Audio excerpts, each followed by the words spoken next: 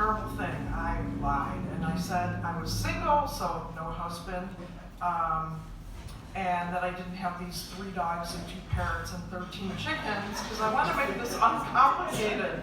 Like I want this cat.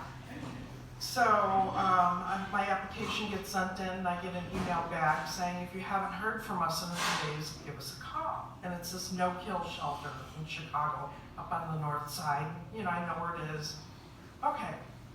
So I try and have the conversation with my husband about this cat, and you know, all he says, he shuts me down. No cats, no cats.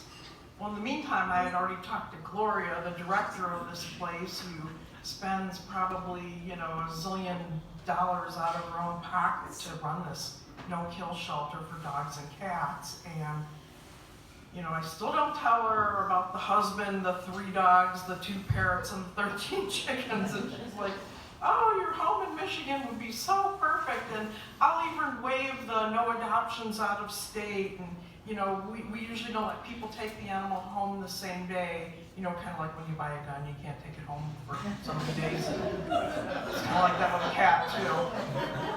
So,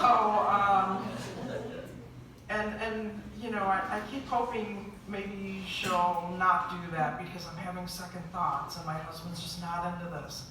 Well, all right, the day arrives, and it's a Thursday, I'm going to drive down there and pick up Lulu, this adorable little short-haired exotic. She's orange and white, big amber eyes, and 6.5 pounds. She's about 4 years old. Her owner was deported back to Poland, and apparently this person, I don't know if it was a male or female, lived in this apartment house, and as she's getting taken away, some neighbors like, oh, and she's like, can you take my cat? And I guess the neighbor thought she would come back. Well, that's not what happens when you get deported. So after a while, the neighbor took it to this no-kill shelter, and Lulu, who I renamed Tallulah, had been living there 4 months. And, you know, she was sad and depressed and all this stuff, and sure, they took care of her needs. Okay, so getting back to my story, I'm supposed to drive down there Thursday, get there at 11 o'clock. So without telling my husband, I take off Thursday and Friday. And I wake up just like I would to go to work, the same time, take a shower, get my car. But instead of driving to work, I take the 3.5-hour drive down to Chicago, the whole time saying to myself, what am I doing? He's going to be so pissed. Because I've done this to him before with a couple of those dogs, that parrot, some chickens. And it's better to ask forgiveness than permission with him. Sooner or later he gets over it. It's not like we're home an elephant, you know, where you really need some special housing or something. And I drive down there, and I'm just the whole way, I'm like, oh, what am I doing? Am I crazy? I should just turn around and go back. No, I gotta go get this cat. I really want this cat. 3.5 hours of that going through my head. Terrible traffic in Chicago. You know, get off the highway at Irving Park and drive over to this rescue place, and it's just, the traffic is just horrendous. I get there, I meet Gloria.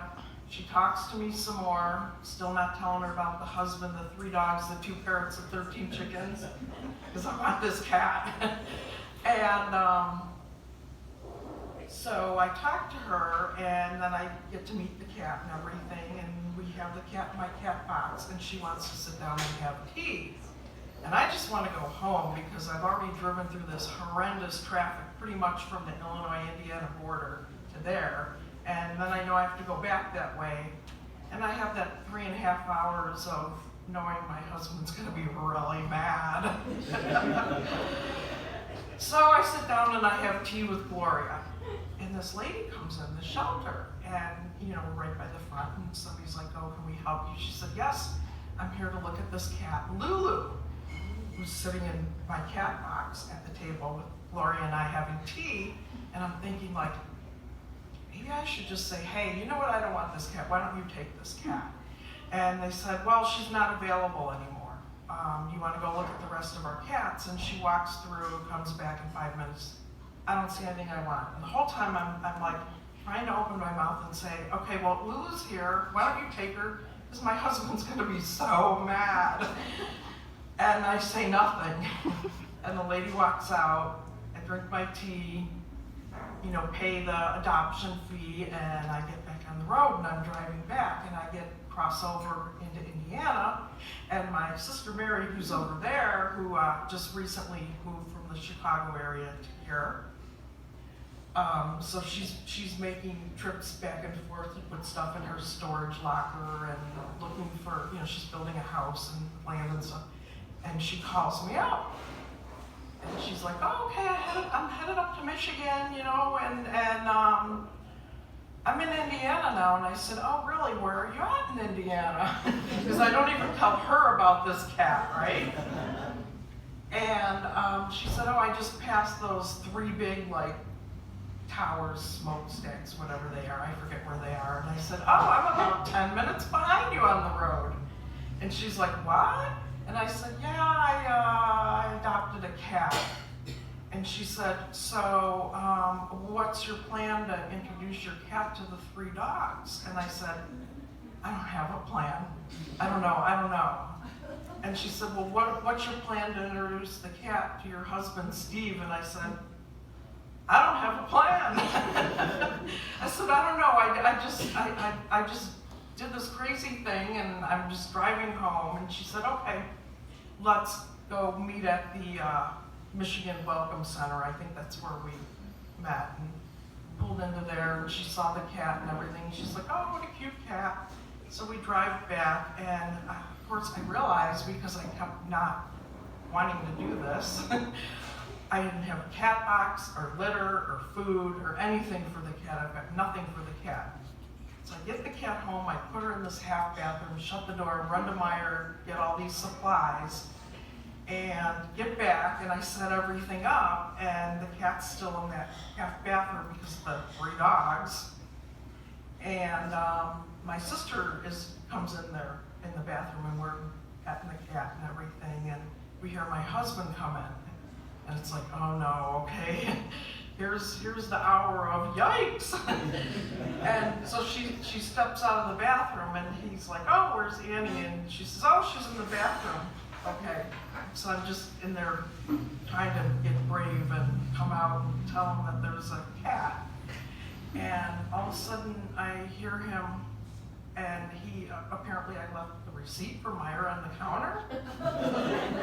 And he always looks at my receipts, because the 2 things that make him mad is shopping spree or bringing home an animal. So he looks at the receipt, and he sees, you know, litter box, cat litter, cat food, cat food, cat food, cat food. And he said, why is there cat stuff on this list? So I'm busted. Okay, all right. I come out of the bathroom, and I'm like, yeah. And he was just really angry.